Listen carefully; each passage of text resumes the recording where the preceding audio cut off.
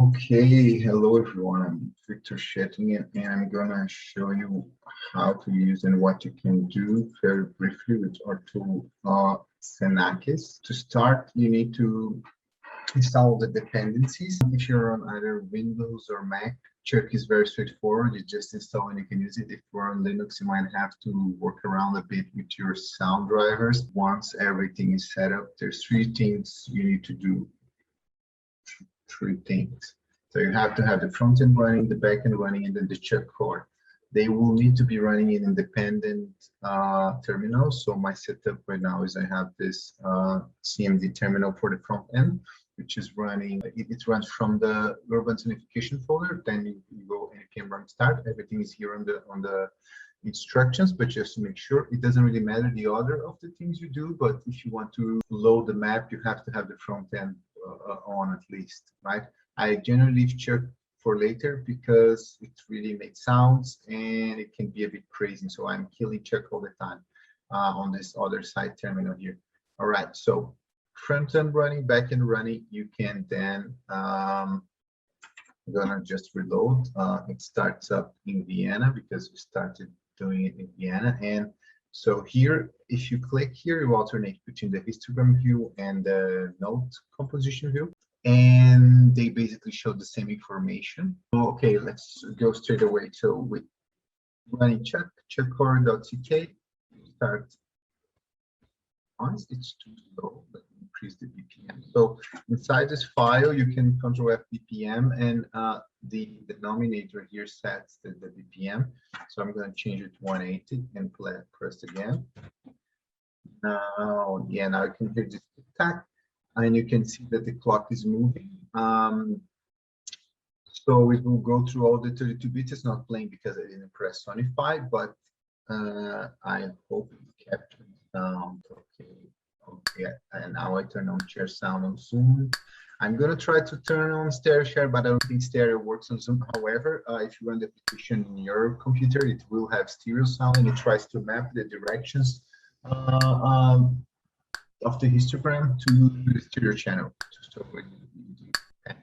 Now, when I press Sonify, oh wait, this was there's a piano playing too because I turn it on for two, but it was not supposed to be that now. Let's go again. That was for later. Okay, so now you just have the bass and the drums, and you can more in there because it's writing files to the backend folder. So generate, it generates a urban sound with the date, so that as soon as you generate a loop, you visualize some data, it already outputted it here, and you can use it for whatever. So let's keep it for a moment. When it starts again, it will start mute. So let's go to a place so that you can see what is actually happening with the histogram. This is the place in this that we use for debugging. I understand why. Because in here you can understand what the histogram is doing. You see the direction of the street. So if I play this, barely here. Now we go a bit farther. It's now considering these other streets, and it will add some sound.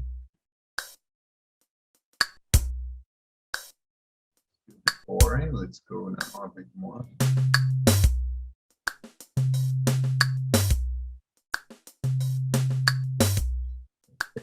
And the idea now is to explore different parts of the city, of the world, of the map, whatever, where you can find different city meshes and configurations that will sound different. Let me get another one that could be nice. This one looks cool.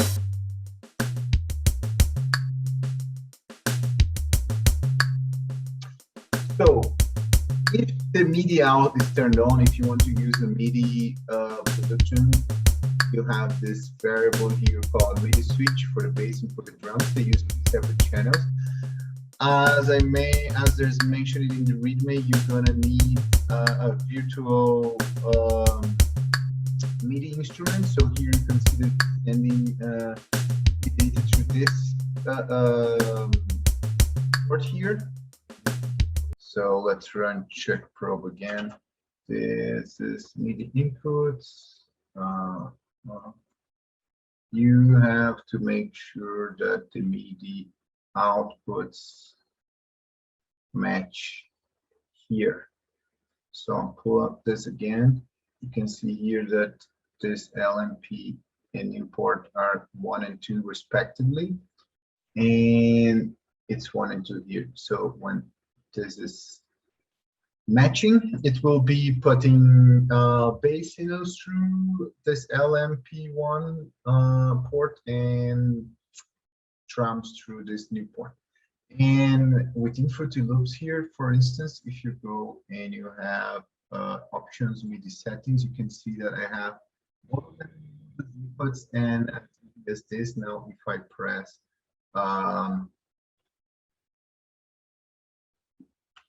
when I press Sonify now,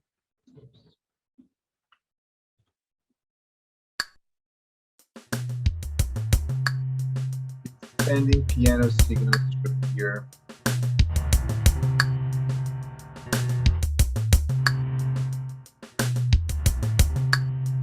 And I can send it to any channel in Fruity Loops. I can put it here.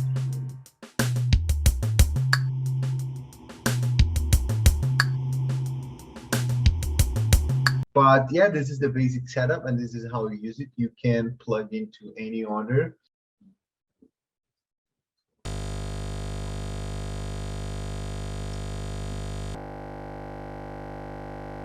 I'm gonna make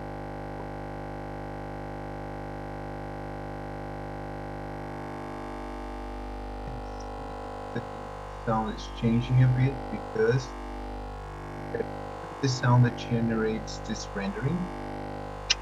But what I really want to get at is see if it's gonna output.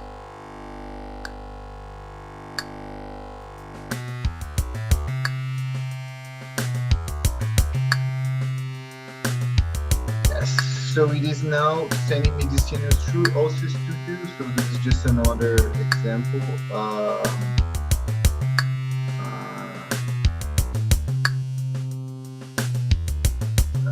With the software, you can make sounds that are equivalent to what's being rendered. Okay, so there you go. Front end, back end, and check core is all you need. You can find MIDI signals, you try it out, go around the world. I want to forget. So that's it.